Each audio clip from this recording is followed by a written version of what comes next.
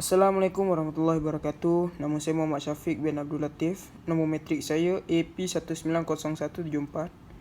Hari ini saya ingin menerangkan tentang kejadian tanah runtuh di Genting Highlands.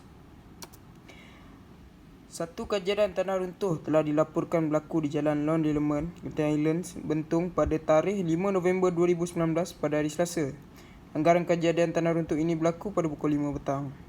Runtuhan ini dipercayai berlaku susulan hujan lebat yang mengakibatkan laluan utama menuju ke sebuah hotel dan pasapuri servis di situ terputus. Namun runtuhan ini amat berhampiran dengan jalan Genting ke Amber Court dan menutupi laluan keseluruhan jalan tersebut, tapi tidak membabitkan laluan utama ke pusat pelancongan Genting Highlands. Tiada kemalangan jiwa telah dilaporkan bagi kejadian tanah runtuh ini.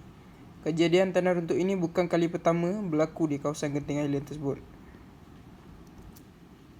Apakah faktor kejadian ini berlaku? Antara faktor utama kejadian tanah runtuh ini semestinya hujan lebat yang berpanjangan dan menyebabkan gelongsoran tanah semakin giat berlaku di tanah tinggi tersebut. Selain itu, mengikut imej satelit didapati kawasan yang berkenaan ada rekod yang menunjukkan ada tanda-tanda berlakunya beberapa kejadian tanah runtuh berskala kecil apabila dilihat dari segi bahan geologi, turut terdiri daripada batuan granit terluluh hawa,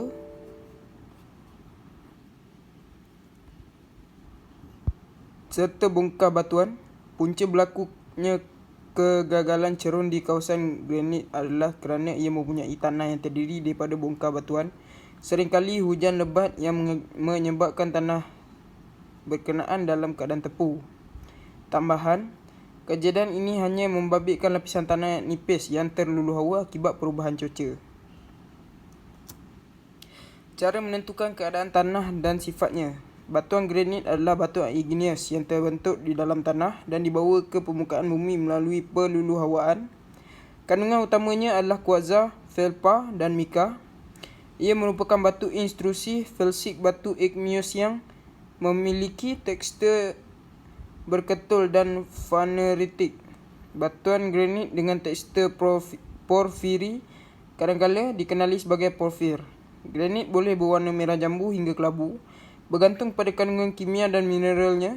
Menurut diagram QAPF, granit merupakan batu igneous dengan sekurang-kurangnya 20% isi padu kuarza. Granit hampir sentiasa besar, ketiadaan struktur dalaman, keras dan tahan lasak, dan dengan itu digunakan secara meluas sebagai batu binaan. Bagaimana memperbaiki keadaan tanah? Yang pertama adalah pengukuhan tanah dengan meletakkan jaring, iaitu dipasang sebagai pengukuhan terhadap bongkah batu besar yang tidak dapat dialihkan di sekitar cerun tersebut. Rumput akan ditanam di permukaan cerun sebagai kawalan hakisan, manakala sistem perparitan cerun akan dibina sebagai sistem saliran bagi mengalirkan air larian permukaan. Yang kedua adalah sistem longkang bercantum satu alur keluar. Teknik ini sangat sesuai untuk mengurangkan kadar hakisan terhadap permukaan cerun, di mana aliran air akan memasuki pada longkang yang dibina secara melintang di atas cerun kemudian mengalir ke dalam alur. Ini adalah gambar-gambar semasa berlakunya tanah runtuh di Genting Highlands pada tahun lepas. Sekian, itu saja daripada saya. Terima kasih. Assalamualaikum warahmatullahi wabarakatuh.